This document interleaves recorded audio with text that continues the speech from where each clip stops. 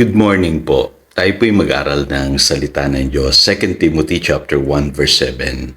Sapagkat ang espiritong ibinigay sa atin ng Diyos ay hindi espiritu ng kahinaan ng loob, kundi espiritu ng kapangyarihan, pag-ibig at pagpipigil sa sarili.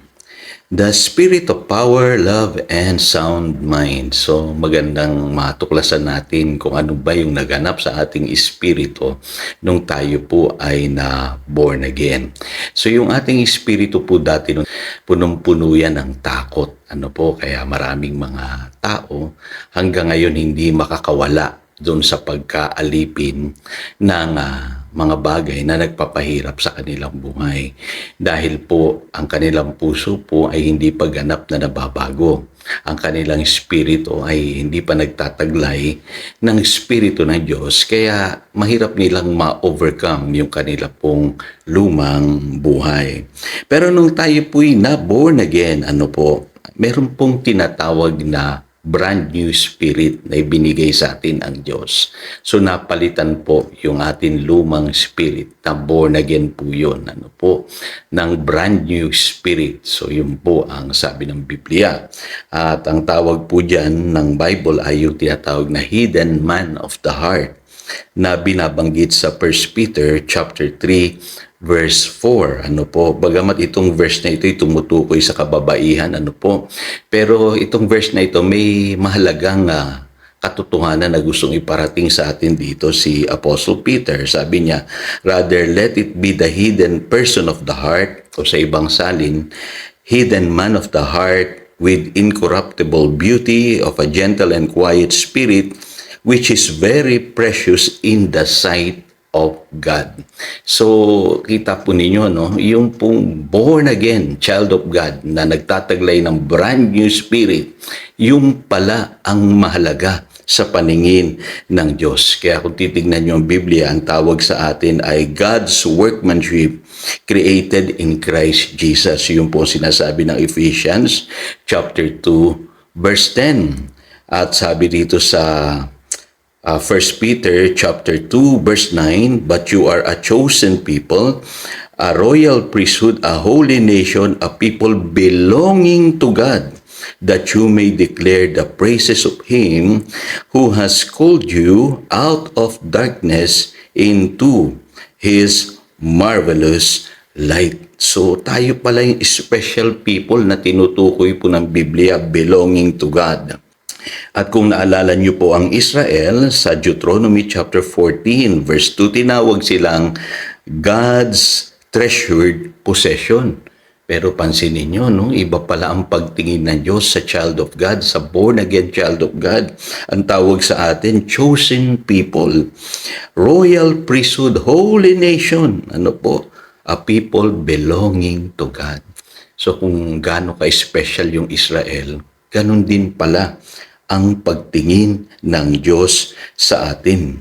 Kaya mahalaga makita natin ito, mga kapatid, kasi dapat isuot natin itong panibagong pagkataong ito na sinasabi sa Ephesians chapter 4 verse 24, and to put on the new self created to be like God in true righteousness and holiness. Kaya ang paalala ni Apostle Peter doon sa 1 Peter chapter 2 verse 12, live such good lives among the pagans. So iba tayo, mga kapatid. Huwag niyong iisipin na tayo pa rin yung lumang tao o pagkatao. Lagi po nating iisipin na tayo po yung mga taong pinahahalagahang labis ng Diyos. At alam niyo po ba na yung greatest asset natin ay hindi po yung mga kayamanan natin, ari-arian natin, yung ating mga material possessions, hindi po. Alam niyo po, ang greatest asset natin sa buhay na ito ay yung binagong espiritu, yung bagong nilalang kay Kristo Jesus. Kaya alam niyo po, ang paalala sa atin, ng Biblia, mamuhay tayo ng katulad po ng inaasahan ng Diyos sa atin. So, ano ang problema, Pastor? Bakit hindi nangyayari sa buhay ng maraming Kristiyano yan? balikan natin yung pag-aaral natin sa Ephesians chapter 4 verse 18. Kung naalala nyo po, ang description sa atin nung hindi pa natin nakilala si Lord ay yung isipan daw po natin ay nadirimlan. No po, darkened in their understanding and separated from the life of God. So yun po ang kalagayan natin dati. Pero nung tayo po'y na-born again, kung tayo po'y susunod sa aral ng Panginoong Hesus, mamumuhay sa salita ng Diyos, sabi ng John chapter 8 verse 12, whoever follows me will never walk in darkness but will have the light of light. At ang sabi sa Ephesians chapter 4 verse 23, ito yung mahalaga, no po? To be made new in the attitude of your minds. So, yung spirito natin na bago na, pero yung isipan pala natin naiiwanan. Ano po? Kasi sanay siya doon sa madilim na pag-iisip.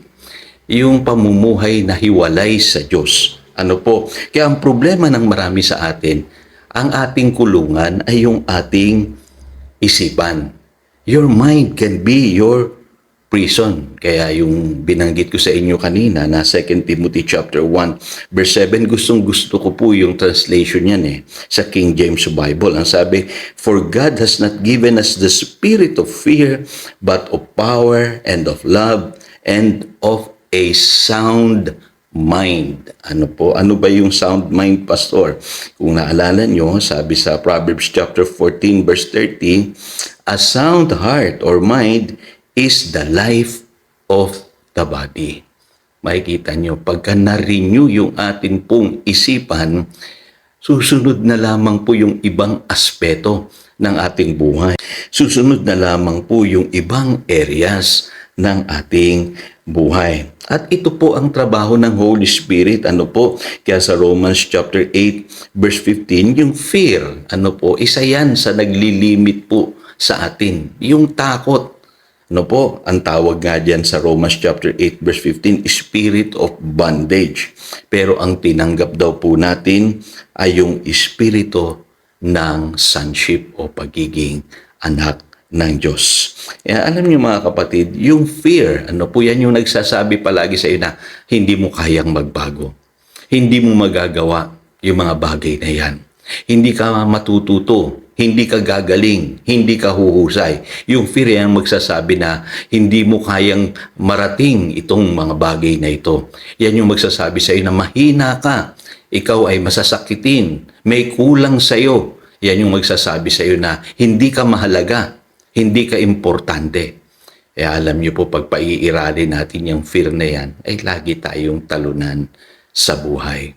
Lagi nating paalalahanan yung ating sarili na ang Diyos, binigyan niya tayo ng spirit of power, love, and sound mind. Kaya masasabi natin, I can do all things through Christ who strengthens me. So again, ito si Pastor Jojo nagpapaalala upang daluyan tayo ng pagpapala, manatili tayo sa kanyang salita. Good morning.